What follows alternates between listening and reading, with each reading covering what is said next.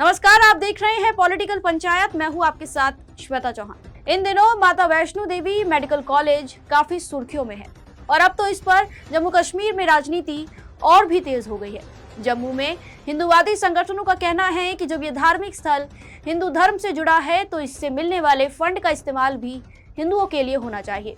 वहीं शिक्षा को महत्व देने वाले लोगों का मानना है कि शिक्षा और धर्म दो अलग अलग बातें हैं, इन्हें जोड़ा नहीं जाना चाहिए। चलिए अब बात करते हैं कि आखिर माता वैष्णो देवी मेडिकल कॉलेज विवाद है क्या।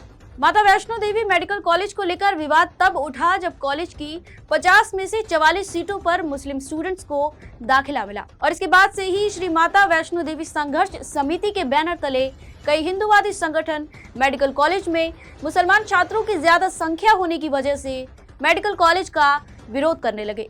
और अब तो विवाद इतना बढ़ गया है कि जिस मेडिकल कॉलेज को कुछ महीने पहले ही MBBS कोर्स चलाने की अनुमति मिली थी, उसी अनुमति को नेशनल मेडिकल कमीशन द्वारा अचानक से वापस ले लिया गया। NMC के फैसले ने न सिर्फ कॉलेज प्रशासन को बल्कि छात्रों और शिक्षकों को भी गहरी चिंता में डाल दिया है, क्योंकि यह कॉलेज का पहला बैच था। विरोध कर रही समिति इस पर कह रही है कि यह कॉलेज माता वैष्णो देवी मंदिर की दान राशि से बना है, इसलिए यहाँ कश्मीर के छात्रों को प्रवेश नहीं दिया जाना चाहिए। इसी मांग को लेकर ये लोग लगातार प्रदर्शन करने लगे।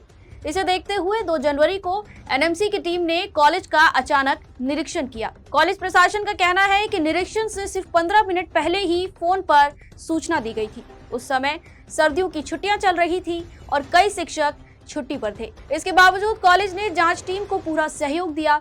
अधिकारियों का आरोप है कि टीम का रवैया पहले से तय था और ये जांच एक फॉर्मेलिटी थी। इस निरीक्षण के बाद NMC ने कॉलेज की अनुमति वापस ले ली और इसे लेकर आयोग ने कहा कि कॉलेज में तय मानकों के अनुसार ढांचा और स्टाफ नहीं है। रिपोर्ट में बताया गया कि शिक्षकों की संख्या में करीब 39% की कमी है।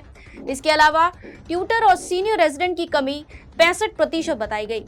साथ ही आयोग ने यह भी जानकारी दी कि OPD में मरीजों की संख्या कम है, बेड भरने की दर 45% है और ICU बेड की स्थिति भी संतोषजनक नहीं है। वहीं कॉलेज के अधिकारी और सभी टीचर्स NMC की रिपोर्ट को गलत बता रहे हैं। उनका कहना है कि रिपोर्ट में कई फैक्ट्स सही नहीं, जैसे कि लाइब्रेरी में किताबों की संख्या सिर्फ 75 बताई गई, जबकि असल में 2700 से ज्यादा किताबें लाइब्रेरी में मौजूद हैं। वहीं जर्नल्स की संख्या भी सैकड़ों में है। इसी तरह ऑपरेशन थिएटर की संख्या 2 बताई गई, जबकि कॉलेज में 8 ऑपरेशन थिएटर है।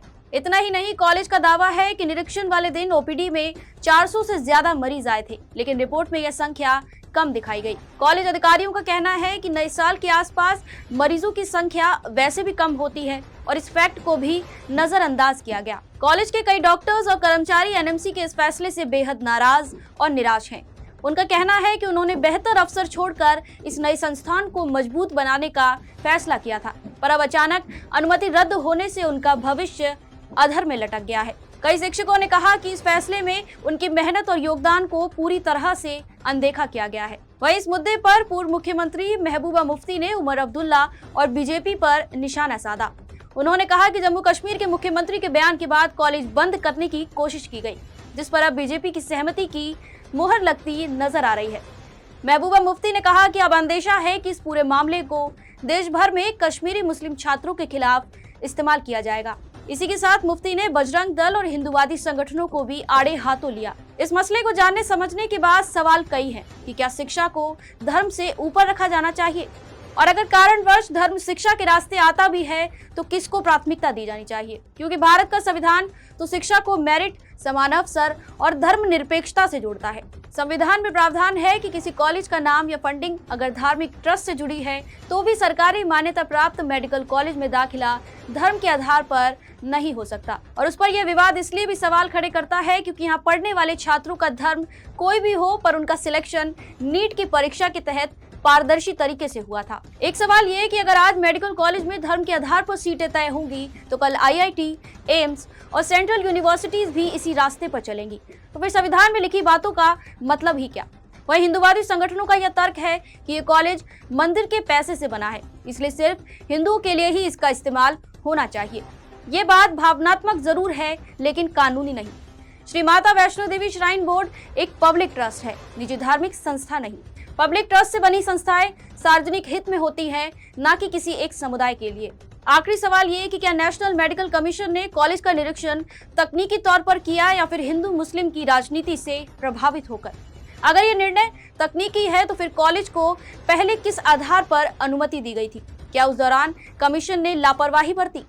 और अगर ये निर्णय राजनीति से प्रभावित है तो फिर ऐसे कमीशन का फायदा ही क्या, जहां निष्पक्ष फैसले ना लिए जाएं और स्टूडेंट्स के साथ साथ वहां काम करने वाले लोगों का भविष्य भी दांव पर लग जाए। आपकी इसे लेकर क्या राय है, हमें कमेंट सेक्शन में जरूर बताएं। आप देख रहे थे पॉलिटिकल पंचायत।